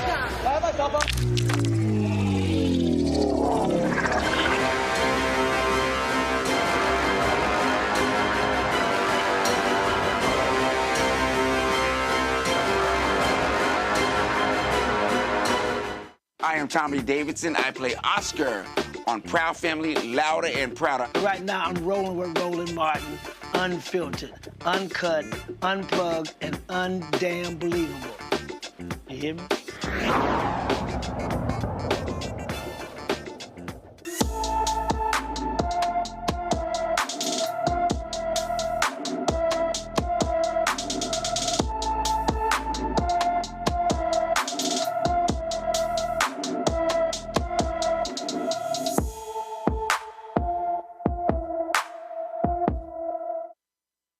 All right, folks, Anthony Edwards has been missing from Chicago since August 7th.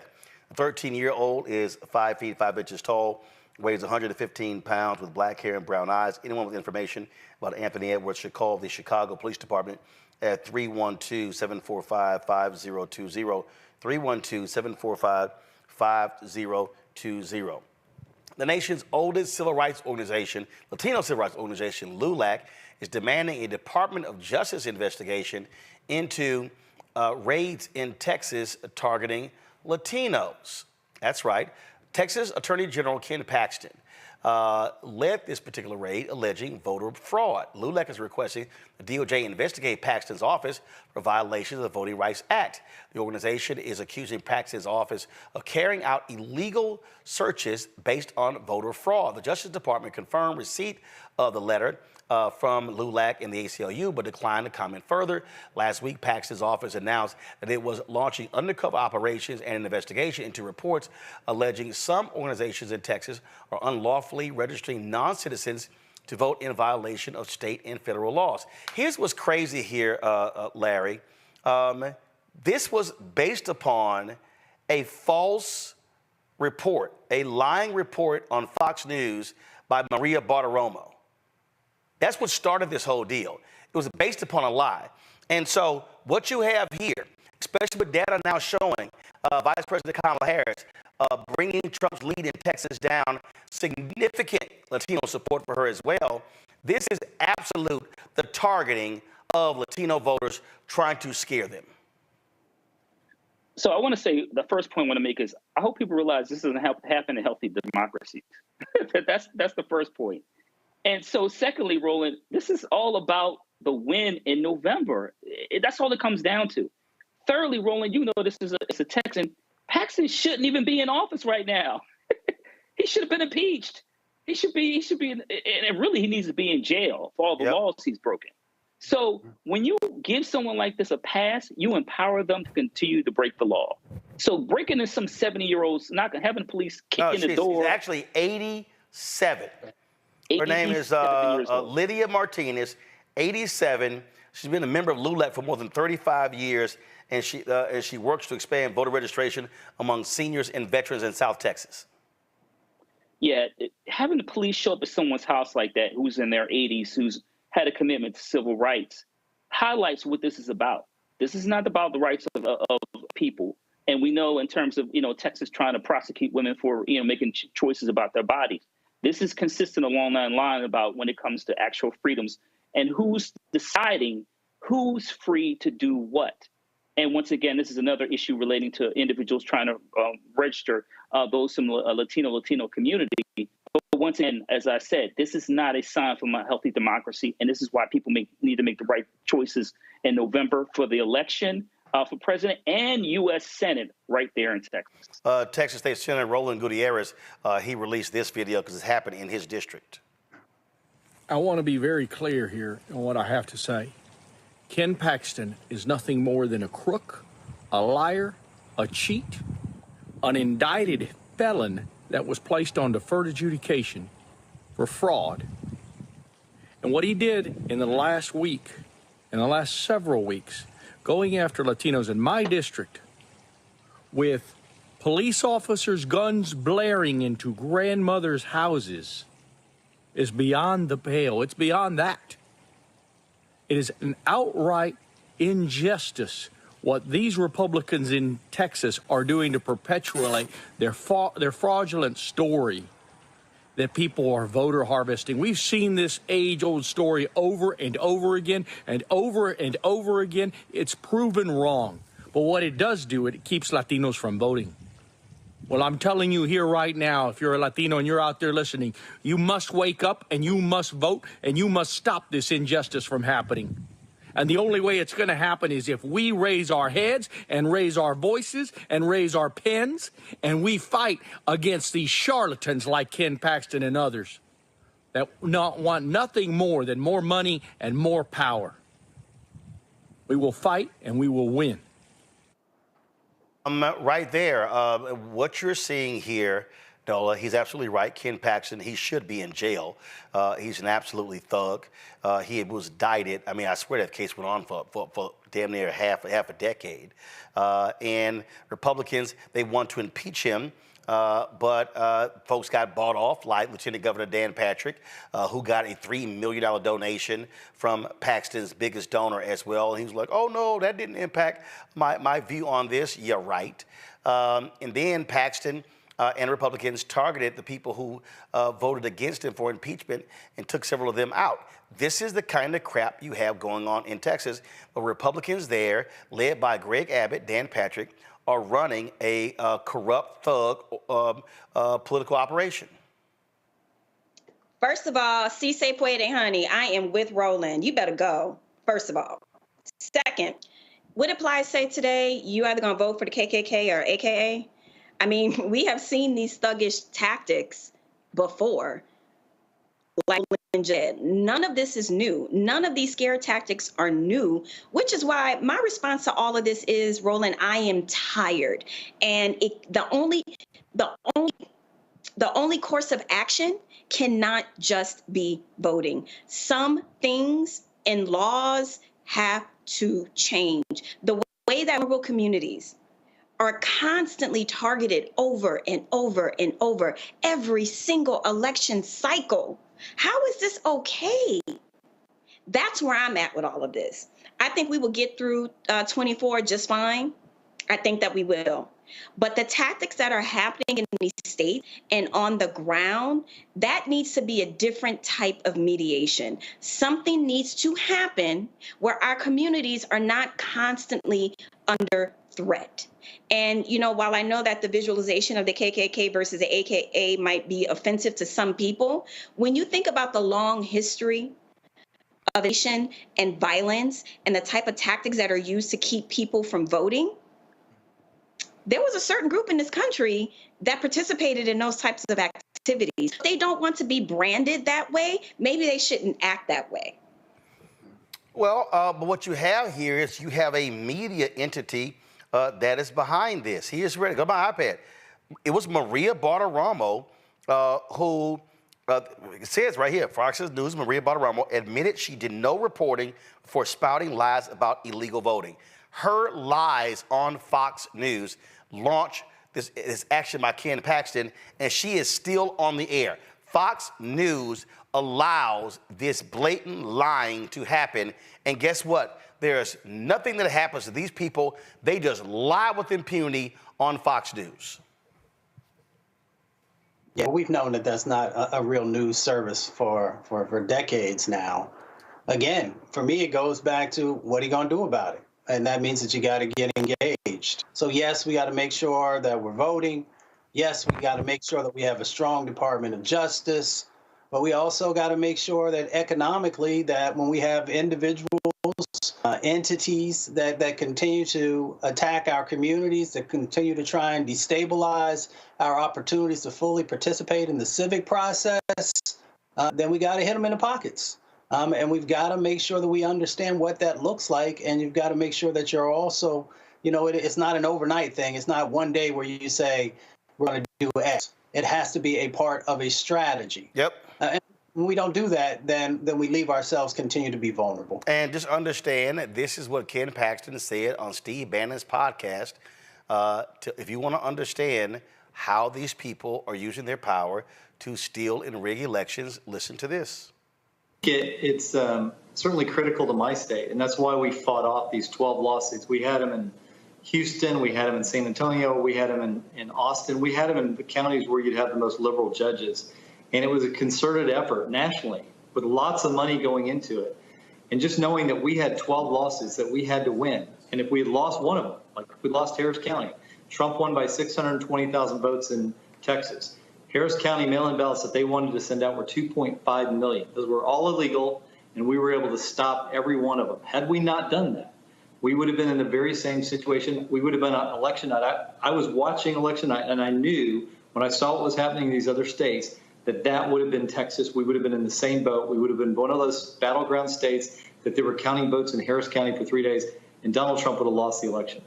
Raleigh, North Carolina.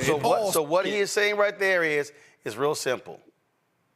If people are allowed to vote freely and fairly, Republicans lose. So they can't make an argument. Their way to winning is to suppress votes. Texas has put 1 million people on a suspended list. We keep telling people to check your status. Florida, same thing.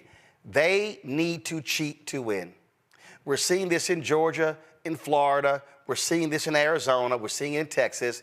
They cannot win if people vote freely. This is the game that they always play over and over and over and over and over again. Tomorrow, we're going to start doing something every single day. We're going to be showing you first of all, be giving you the voter registration deadlines in every single state. So you have that information with you. Now, the last day to register in Texas is October 7th. October 7th. So we're going to be giving you voter registration deadlines, telling you when early voting starts, all of that important information so you can be fully armed. Let me thank Larry, Nola, and Mustafa for being on today's show. Y'all see me rocking my shirt, Vote Like Your Ancestors Died For It. Again, y'all, we see what they're doing. They do not want as many of us to vote as possible. And black people, we cannot be sitting on the sidelines. We cannot be sitting on the couch. We cannot be offering excuses and making excuses. No, yeah, I'm not going to vote. Because you know what? The other person, they're going to vote. And if you're one of those people and you say, oh, you want police reform, understand Donald Trump has said he is going to give cops 100% immunity. That former cop who shot the Air Force senior airman in Florida, still sitting in jail because the judge like, nah, you're not getting out after he was charged with manslaughter. Again, a cop like that, Trump is like, yeah, you're good. The cop who killed Sonia Massey, yep, you're good. So y'all go ahead and play around if you want to. Play around with civil rights if you want to. Play around with redlining if you want to. But I'm telling y'all, this is real. Project 2025, real. This is no joke. And I don't care what Waka Flocka got to say. I don't care what MIA or any of these other so-called rappers got to say. They don't mean jack. Because you know what? They got money. They ain't going to be impacted. But when you look at bread and butter issues that impact our community, I'm telling you right now, this election, it's for the whole ballgame. And not just president. U.S. Senate races, congressional House races, gubernatorial races, state representatives, state senators, county commissioners, city council, school board, DAs, district judges, municipal judges. Everybody's on the ballot. And I'm telling you right now, we cannot play games when it comes to voting. And I'm not saying vote is the be-all to end-all, but it is a part of the process, and you better be engaged. Folks, that is it. I will see y'all tomorrow right here, Roland Martin Unfiltered on the Black Star Network. Tomorrow also, second hour, tomorrow's show, we will be live with the Win with Black Men call. So that's happening tomorrow as well. We got a huge call tomorrow. It'll be our largest since we met about a month ago. And so that's going to be in the second hour of tomorrow's show. So be sure to check that out. If you're a brother, go to winwithblackmen.org to register for tomorrow's call. We really want you to do that. Again, folks, support us in what we do. Your contributions are huge. I cannot tell you. I mean, we fight the battle every single day for advertising money, political money, all of that. Well, I see these ads running on all these other networks. You don't see them here, so we're fighting the battle every single day. So your dollars really play a huge part. We want to be on the road in the battleground states. We want to go to Florida. We want to go to Georgia. We want to go to North Carolina. We want to go to Michigan, go to Pennsylvania. But it requires your support. So please, again, assist us. Send your check and money order to P.O. Box 57196, Washington, D.C., 20037-0196. Cash App is $RM Unfiltered. PayPal, R Martin Unfiltered. Venmo, RM Unfiltered. Zelle, Roland at RolandSMartin.com. Roland at RolandMartinUnfiltered.com. Download the Black Star Network app, Apple phone, Android phone, Apple TV, Android TV, Roku, Amazon Fire TV, Xbox One, Samsung Smart TV. Be sure to get a copy of my book, White Fear, How the Browning of America is Making White Folks Lose Their Minds. Available bookstores nationwide, Ben Bella Books, Amazon, Barnes & Noble, IndieBound, Bookshop, Chapters, Books A Million, Target. Download the audio version on Audible. Folks, I will see you tomorrow. Holla! Folks, Black Star Network is here. Hold no punches! I'm real revolutionary right now. Support this man, Black Media. He makes sure that our stories are told. Thank you for being the voice of Black America, Roland. Stay black. I love y'all. All momentum we have now, we have to keep this going. The video looks phenomenal. See, this difference between Black Star Network and Black-owned media and something like CNN. You can't be Black-owned media and be scared. It's time to be smart. Bring your eyeballs home. You dig?